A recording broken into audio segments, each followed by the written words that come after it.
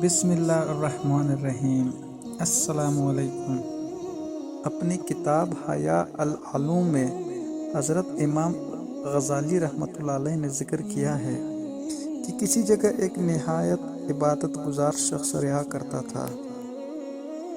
ایک روز جب اس عابد کو پتہ چلا کہ بعض لوگ فلاں درخت کی عبادت کر رہے ہیں تو وہ عابد غصے میں آ گیا کہ معبود صرف اور صرف اللہ سبحانہ و تعالیٰ ہی ہے اور صرف اللہ سبحانہ و تعالیٰ ہی عبادت کے لائق ہے۔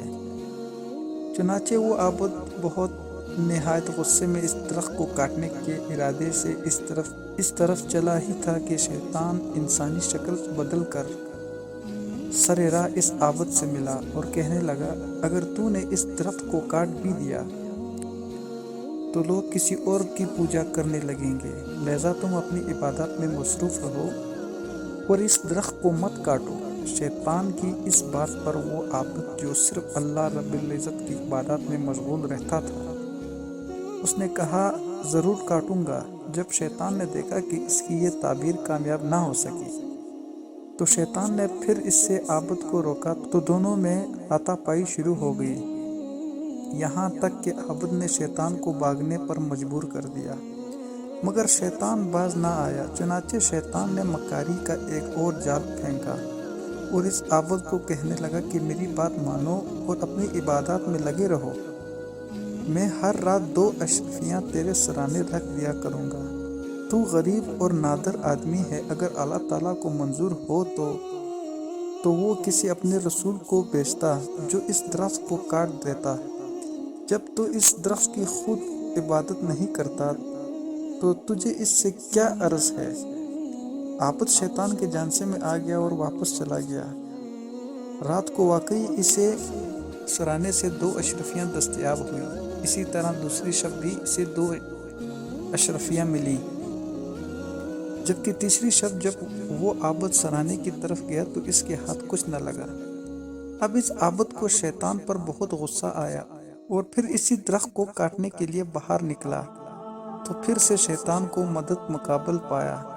چنانچہ پھر مقابلہ ہوا تو اس دفعہ شیطان غالب رہا۔ عابد نے تعجب سے دریافت کیا کہ آخر کیا وجہ ہے کہ پہلے میں تجھ پر غالب آیا اور آج تو عابد کی بات سن کر شیطان بولا، اس دن اللہ تعالیٰ کے لیے مجھ پر غضبناک ہوا تھا، مگر آج تو محض 2 اشرفیاں کے لیے گھر سے نکلا، تیری نیت صاف نہیں تھی۔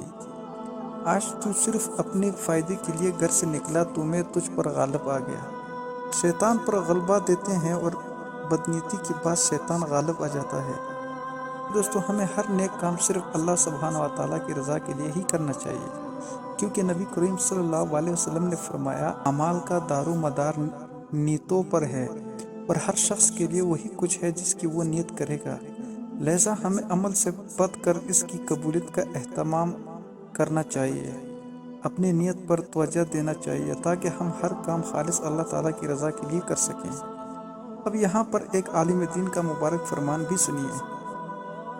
حضرت شیخ معروف کرخی رحمۃ اللہ علیہ نے فرمایا ہے، جس شخص نے ثواب کی غرض سے عمل کیا وہ تاجر ہے، اور جو دوزخ کی خوف یا جنت کی طلب میں عمل کرتا ہے وہ غلام ہے، اور جو شخص صرف اللہ تعالیٰ کی رضا و خوشنودی کے لیے نیک کام کرتا ہے وہ حقیقتاً آزاد ہے، اور یہی بلند ترین مقام ہے۔ اور اللہ سبحانہ و تعالیٰ نے ارشاد فرمایا، اپنے رب سے ملاقات کی امید رکھتا ہے تو اسے اچھے اعمال کرنے چاہیے، نیز وہ اللہ تعالیٰ کی عبادت میں کسی کو شرک نہ کریں۔ اسی کے ساتھ مجھے دیجیے اجازت۔ اللہ تعالیٰ سے دعا ہے کہ اللہ تعالیٰ ہم سب سے راضی ہو جائے، آمین۔